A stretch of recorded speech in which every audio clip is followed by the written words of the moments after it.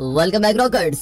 Movie की शुरुआत में वॉल्टर नाम के एक आदमी और उसकी टीम को दिखाते हैं जो बीच समुद्र में एक बहुत ही कीमती ट्रेजर को ढूंढ रहे हैं और बड़ी मुश्किल से वो ट्रेजर को ढूंढ लेते हैं और उसको ऊपर भी लेके आते हैं। लेकिन होता यह है कि ऐन वक्त पर कस्टम्स के बोट उनको घेर लेते हैं। कस्टम्स डिपार्टमेंट उस ट्रेजर पर कब्जा कर लेती है क्योंकि वॉल्टर ने बिना परमिशन के उस जगह का ट्रेजर निकाला था और अब वो कीमती ट्रेजर स्पेनिश गवर्नमेंट की प्रॉपर्टी हो गई है। वॉल्टर कोर्ट में अपील करता है कि उस ट्रेजर पर उसका हक है, लेकिन कोर्ट गवर्नमेंट के फेवर में ही फैसला सुनाती है। अब मूवी के हीरो टॉम को दिखाते हैं जो एक इंजीनियर है। उसके टैलेंट को देखकर तो कई मल्टीनेशनल कंपनीज उसको लाखों की सैलरी पर जॉब देने को तैयार भी है, लेकिन टॉम को इन जॉब्स में कोई इंटरेस्ट ही नहीं है और वो हर जॉब ऑफर को ठुकरा देता है। उसके पिता उसको डांटते हैं कि इतनी अच्छी जॉब्स मिल रही है, क्यों ठुकरा रहा है बेटा उसको, क्या तू हमेशा घर पे बैठना चाहता है। पर टॉम कहता है कि मुझे कॉर्पोरेट का नौकर नहीं बनना है और मुझे इसका कोई शौक भी नहीं है। तब टॉम के फोन पर एक अननोन नंबर से मैसेज आता है और मैसेज ये होता है कि अगर तुम तुम्हारी लाइफ में एक उलट देने वाला काम करना चाहते हो तो इस जगह पर मुझसे मिलो।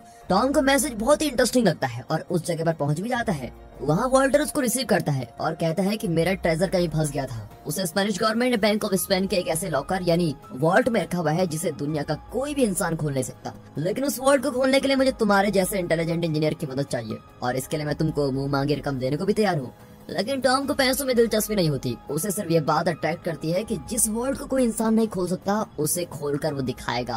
वाह, ये होता है काम। ये सोचकर टॉम बहुत ही एक्साइटेड होता है और अपने पिता को बिन बताए स्पेन चला जाता है। वहाँ वॉल्टर उसे अपनी टीम का इंट्रो देता है और टीम में एक लड़की है लॉरेन और इसकी एक्सपर्टीज ये है कि ये किसी को भी आसानी से चकमा दे सकती है। दूसरा है सिमन जो टीम के लिए कई चीजें सप्लाई करता है। तीसरा है कॉलस और ये एक कंप्यूटर हैकर है। पांचवा है जेम्स जो कई सालों से वॉल्टर का ट्रेजिंग हंटिंग पार्टनर है और फिलहाल ये टीम बैंक ऑफ स्पेन पर नजर रखी हुई है। फिर टीम से मिलने के बाद उस रात टॉम और वॉल्टर बाहर जाते हैं। तब वॉल्टर उसको ट्रेजर के बारे में बताता है। सदियों पहले एक सेलर हुआ करता था। ब्रिटिश गवर्नमेंट ने उसको खूब सारे पैसे दिए और स्पेन से सोना और जवाहरात स्मगल करने के लिए भेज दिया था। सेलर ने उस ट्रेजर को स्मगल तो किया, लेकिन उसे ब्रिटिश क्वीन के हवाले करने के बजाय कहीं छुपा दिया और उस सीक्रेट जगह के बारे में 3 गोल्ड कॉइन्स पर उसने क्लू लिख दिए और फिर वो मर गया।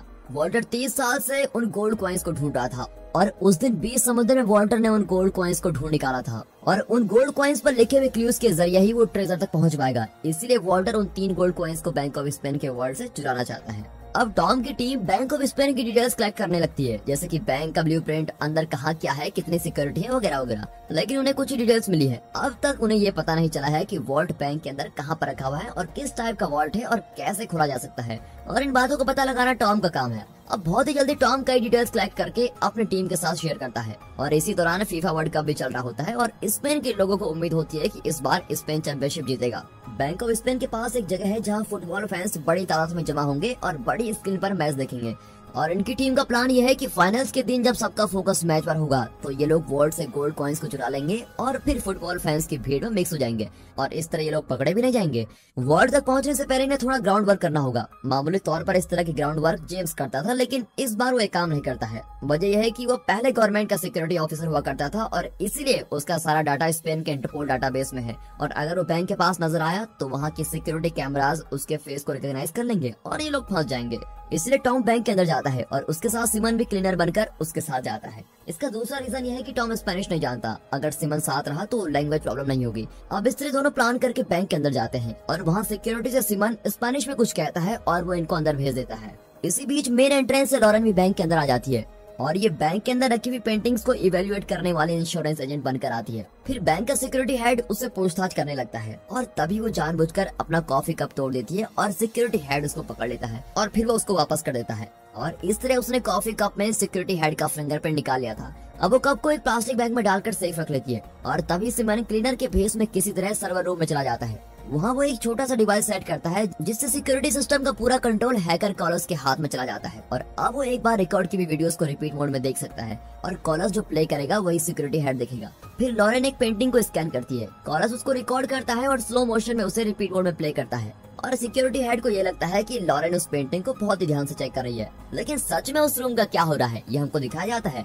लॉरेन वहाँ की पेंटिंग्स को चेक करके पता लगा लेती है कि वहाँ एक सेफ है और अपने टैलेंट से वो सेफ को खोल देती है और अंदर एक की निकाल लेती है और उसे अपने डिवाइस में कॉपी करके फिर से अंदर रख लेती है। मेन वॉल्ट को खोलने के लिए 2 कीज चाहिए और इस की को अंदर रखकर वो दूसरी की को ढूंढने जाती है। अब टॉम मैग्नेटोमीटर नाम के डिवाइस को लेकर कॉन्फ्रेंस रूम में आ जाता है और इस रूम के नीचे ही वॉल्ट है और फिर मैग्नेटोमीटर से वो उस जगह का स्ट्रक्चर को स्कैन कर लेता है और तभी अचानक कुछ बैंक ऑफिसर मीटिंग के लिए अंदर आ जाते हैं। लेकिन टॉम टेबल के नीचे चुपचाप बैठकर स्कैनिंग कर रहा होता है। फिर जब स्कैनिंग 100% कंप्लीट होती है तो बैंक का सिक्योरिटी सिस्टम उसको डिटेक्ट कर लेता है और अलार्म बजने लगता है और फिर इस भगदड़ में सब यहाँ भागने लगते हैं। बैंक के पास एक मिलिट्री कैंप है और अलार्म के चलने से कई सौ सोल्जर्स गन लेकर पहुंच जाते हैं और बैंक को पूरी तरह घेर लेते हैं। फिर टॉम किसी तरह सबसे नजर बचाकर अपने डिवाइस के साथ बाहर आ जाता है और लॉरेन दूसरा की भी ढूंढ लेती है और उसको कॉपी कर लेती है। सिक्योरिटी हेड अपना सर खुजा रहा होता है कि ये सिक्योरिटी अलार्म अचानक कैसे बज गया और सिक्योरिटी कैमरा के फुटेज से भी उसको कोई क्लू नहीं मिलता। अब अगले शॉट में दिखाते हैं कि टॉम अपने डिवाइस पर स्कैन किए हुए ब्लूप्रिंट को देखता है और सभी को एक्सप्लेन करता है। वो बताता है कि उस जगह के नीचे जो वॉल्ट है वो एक बड़े तराजू यानी स्केल पर बैलेंस करके रखा गया है। ये वॉल्ट बहुत ही पुराना है और उस जमाने में मॉडर्न टेक्नोलॉजी नहीं हुआ करती थी। उस वक्त की टेक्नोलॉजी के अनुसार वॉल्ट को एक स्केल पर रखा गया है। मुश्किल बात तो यह है कि उस वॉल्ट के ऊपर पानी का एक बड़ा टैंक या रिजर्वेयर है। अब अगर वॉल्ट के किसी भी पार्ट का जरा सा भी वेट ज्यादा या कम हुआ तो तराजू का बैलेंस फ्लक्चुएट होगा और ऊपर से रिजर्वेयर का पानी वॉल्ट के अंदर आ जाएगा और अगर हम वॉल्ट के अंदर गए तो हम भी डूब कर मर जाएंगे। अब टॉम का ये सोचना है कि इस पुराने लेकिन स्मार्ट सिस्टम को पार करके वो गोल्ड कॉइंस को कैसे निकालेंगे और तभी वॉल्टर और जेम्स प्लान करते हैं कि वॉल्ट तक कैसे पहुंचना है। इसी बीच सिक्योरिटी हेड पता लगा लेता है कि टॉम और सिमन भेस बदलकर बैंक में घुसे थे, लेकिन बैंक का चीफ कहता है कि इस मामले को ज्यादा हवा मत दो, बैंक की इमेज खराब हो जाएगी और ये कहकर वो चला जाता है। सिक्योरिटी हेड को ये सब ठीक नहीं लगता और उसको शक होता है कि वर्ल्ड कप फाइनल के दिन बैंक में जरूर कुछ बड़ा होने वाला है, इसलिए वो सिक्योरिटी को और टाइट कर देता है। अब इस तरह कुछ दिन बीत जाते हैं और तब टॉम पता लगा लेता है कि उस वेटिंग स्केल के पार्ट्स को नाइट्रोजन से फ्रीज किया जा सकता है और इस तरह फ्रीज करने से कुछ देर तक स्केल पर किसी भी वेट का असर नहीं होगा और वो बैलेंस रहेगा। और अब वो फैसला करते हैं कि इस थ्योरी का यूज करके वो वॉल्ट के स्केल को बिल्कुल फ्रीज कर देंगे, लेकिन उस बड़े स्केल के लिए इनको 500 लीटर नाइट्रोजन लगेगा। लेकिन सिमन अपने काम में एक्सपर्ट होता है और 500 लीटर नाइट्रोजन का इंतजाम तुरंत ही कर लेता है। और दोस्तों अब वर्ल्ड कप फाइनल का दिन आ जाता है और फाइनल में टक्कर होती है स्पेन और नीदरलैंड्स की। स्केल को नीचे से फ्रीज करने के लिए सिमन बैंक के अंडरग्राउंड में पहुंच जाता है। हैकर कॉलस अपने कंप्यूटर सिस्टम के साथ बिल्कुल रेडी होता है। वॉल्टर एक ऊंची जगह से बैंक को ध्यान से ऑब्जर्व कर रहा होता है। टॉम, लॉरेन और जेम्स पूरे सेटअप के साथ बैंक के टेरेस पर पहुंच जाते हैं। यहाँ फुटबॉल फाइनल जोर शोर से शुरू हो रहा है और इतनी बड़ी भीड़ को मॉनिटर करने के लिए चारों ओर सिक्योरिटी कैमरास बाहर की तरफ फोकस कर रहे होते हैं। इस वजह से इन तीनों को कोई कैमरा फोकस नहीं कर पाता और बैंक के अंदर के कैमरा ऑलरेडी कॉलस के कंट्रोल में होते हैं, क्योंकि बैंक की सिक्योरिटी टीम ने अब तक इस हैकिंग का पता नहीं लगाया था। इसीलिए इन्हें सीलिंग से अंदर उतरने में कोई दिक्कत नहीं होती है और जब तक ये लोग इसी इवेंट से लॉकर तक पहुंचते हैं तब तक मैच का हाफ टाइम भी हो जाता है और इनके पास सिर्फ 1 घंटा बचा होता है। और फिर सिक्योरिटी हेड के फिंगरप्रिंट और कॉपी किए हुए की से वो वॉल्ट का आउटडोर खोल देते हैं और तब अंडरग्राउंड से सिमन स्केल पर लिक्विड नाइट्रोजन को स्प्रे करने लगता है और लिक्विड नाइट्रोजन धीरे धीरे स्केल से लेकर वॉल्ट तक को पूरा फ्रीज कर देता है। अब पूरी तरह फ्रीज होते ही टॉम अंदर जाकर चेक करता है। उसका प्लान सक्सेसफुल रहा। स्केल पर उसके वेट से कोई भी असर नहीं पड़ता और रीडिंग 0 पर ही रुकी रहती है। अब जेम्स और लॉरेन अंदर आते हैं। वे अपने डिवाइस से गोल्ड कॉइंस को ढूंढ रहे होते हैं और तब एक और प्रॉब्लम शुरू हो जाती है।